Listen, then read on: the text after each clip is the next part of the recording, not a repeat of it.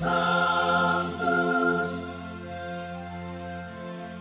Sanctus, Sanctus Dominus Deus Sabaoth. Salam jumpa kembali saudara-saudariku yang terkasih dalam Tuhan kita Yesus Kristus. Salam sejahtera untuk kita semua. Berkat Allah yang Maha Kuasa senantiasa menyertai kita. Marilah kita mendengarkan dan merenungkan bacaan-bacaan kitab suci hari Kamis tanggal 3 April tahun 2025. Dalam nama Bapa dan Putra dan Roh Kudus. Amin. Bacaan pertama dari kitab Keluaran bab 32 ayat 7 sampai 14. Di Gunung Sinai, Allah berfirman kepada Musa, "Pergilah, turunlah, sebab bangsamu yang kau pimpin keluar dari tanah Mesir telah rusak perilakunya. Begitu cepat mereka menyimpang dari jalan yang kuperintahkan kepada mereka. Mereka telah membuat anak lembu tuangan, dan kepadanya mereka sujud menyembah, serta mempersembahkan kurban, sambil berkata, 'Hai Israel, inilah Allahmu yang telah menuntun engkau keluar dari tanah Mesir.' Lagi firman Tuhan kepada Musa, 'Telah kulihat bangsa ini, dan sesungguhnya mereka adalah suatu bangsa yang tegar tengkuk. Oleh sebab itu, biarkanlah murkaku bangkit terhadap mereka, dan aku akan membinasakan mereka, tetapi engkau akan kubuat menjadi bangsa yang besar.' Lalu Musa mencoba melunakkan hati Tuhan Allahnya dengan berkata, 'Mengapakah Tuhan murkamu bangkit terhadap umatmu yang telah kau bawa keluar dari tanah Mesir dengan kekuatan yang besar dan dengan tangan yang kuat? Mengapakah orang Mesir akan berkata, Dia membawa mereka keluar dengan maksud menimpakan malapetaka kepada mereka dan membunuh mereka di gunung dan membinasakannya dari muka bumi? Berbaliklah dari murkamu yang bernyala-nyala itu dan menyesallah akan malapetaka yang hendak kau datangkan kepada umatmu.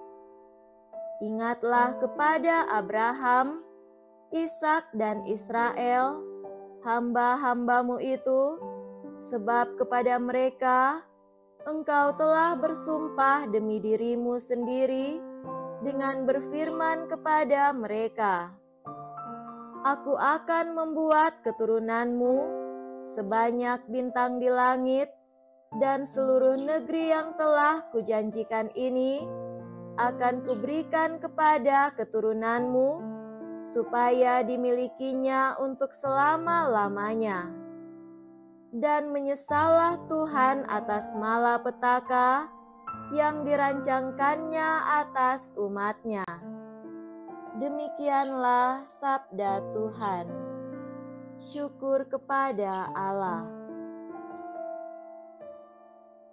Semoga Tuhan beserta kita sekarang dan selama-lamanya. Inilah Injil suci menurut Santo Yohanes. Dimuliakanlah Tuhan. Injil Yohanes bab 5 ayat 31 sampai 47. Sekali peristiwa, Yesus berkata kepada orang Yahudi, "Kalau aku bersaksi tentang diriku sendiri, maka kesaksianku itu tidak benar. Ada yang lain yang bersaksi tentang aku, dan aku tahu bahwa kesaksian yang diberikannya tentang aku adalah benar. Kamu telah mengirim utusan kepada Yohanes, dan ia telah bersaksi tentang kebenaran. Tetapi aku tidak memerlukan kesaksian dari manusia, namun aku telah mengatakan hal ini supaya kamu diselamatkan.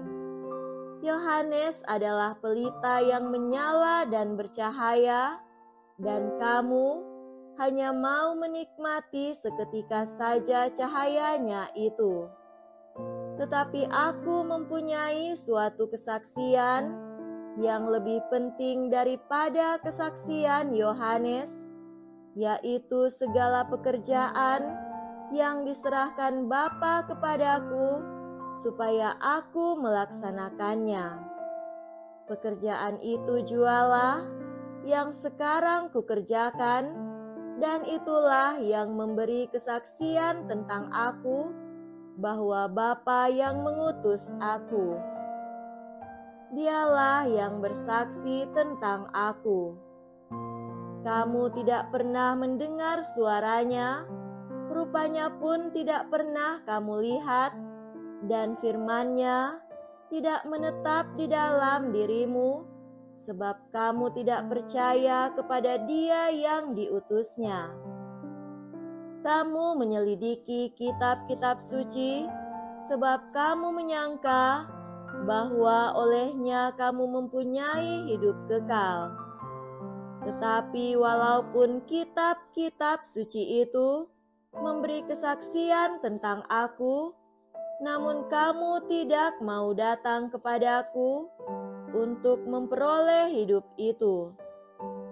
Aku tidak memerlukan hormat dari manusia. Tetapi tentang kamu, memang aku tahu bahwa di dalam hatimu, kamu tidak mempunyai kasih akan Allah. Aku datang dalam nama Bapa-Ku, dan kamu tidak menerima aku. Jikalau orang lain datang atas namanya sendiri, kamu akan menerima dia. Bagaimanakah kamu dapat percaya karena kamu menerima hormat seorang dari orang lain, tetapi tidak mencari hormat yang datang dari Allah yang esa? Jangan kamu menyangka bahwa aku akan mendakwa kamu di hadapan Bapa. Yang mendakwa kamu adalah Musa, yaitu Musa yang kepadanya kamu menaruh pengharapan. Sebab jikalau kamu percaya kepada Musa, tentu kamu akan percaya juga kepadaku, sebab Musa telah menulis tentang aku. Tetapi jikalau kamu tidak percaya akan apa yang ditulis oleh Musa, bagaimanakah kamu akan percaya akan apa yang aku katakan? Demikianlah sabda Tuhan. Terpujilah Kristus. Saudara-saudariku yang terkasih dalam Tuhan kita Yesus Kristus, tema renungan kita pada hari ini adalah iman dan perbuatan. Dalam Injil hari ini, kita merenungkan apa dan siapa yang memberi kesaksian tentang Yesus. Siapa yang dapat meyakinkan kepada orang Yahudi bahwa Tuhan Yesus adalah sungguh utusan dan anak Allah? Tantangan orang Yahudi yang makin keras kepada Yesus, mereka meminta bukti bahwa Yesus adalah yang diutus Allah. Tantangan ini dijawab langsung oleh Yesus melalui kesaksian hidupnya. Kesaksian yang diungkapkan oleh Yesus adalah pekerjaan yang diserahkan Bapa kepadanya. Ia menyatakan bahwa yang dikerjakan dan dilakukannya adalah pekerjaan Allah sendiri. Maka, lewat apa yang dilakukannya, seperti menyembuhkan orang sakit, menolong orang yang kesusahan, menghidupkan orang mati, kita diharapkan dapat percaya bahwa Ia memang Putra Allah yang diutus demi keselamatan kita. Saudara-saudari yang terkasih, setiap agama pasti mendorong para pengikutnya untuk menjadi saksi tentang pengajaran dan nilai-nilai spiritual yang terkandung dalam ajaran-ajaran agama itu. Namun, tidak semua agama dan para pengikutnya mampu memberi kesaksian yang benar. Hal ini disebabkan oleh mentalitas spiritual yang salah memandang agama. Ada yang menghayati agama secara teoritis yang berhenti pada pemahaman, dan ada pula yang menghidupi agama secara aplikatif yang mengutamakan perbuatan dan amal saleh saja. Penghayatan yang benar akan nilai-nilai spiritual harus mengandung kedua mentalitas tersebut. Santo Yakobus berkata, "Iman tanpa perbuatan pada hakikatnya adalah mati." Pekerjaan dan iman tidak boleh dipisahkan. Melalui profesi kita masing-masing, Allah memanggil kita untuk memberitakan kebenaran firman-Nya. Profesi yang ditekuni dengan baik adalah sarana bagi kita untuk mencapai kekudusan. Kebenaran martabat kekatolikan kita akan dilihat dan diukur dari pekerjaan-pekerjaan baik kita. Perbuatan dan pekerjaan baik kita inilah yang akan membuka hati orang yang mungkin sudah tertutup atau membeku.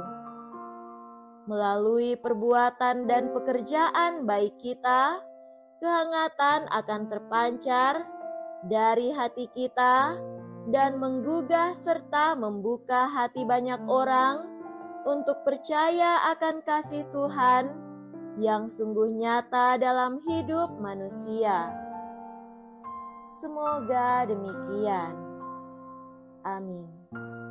Dalam nama Bapa dan Putra dan Roh Kudus. Amin.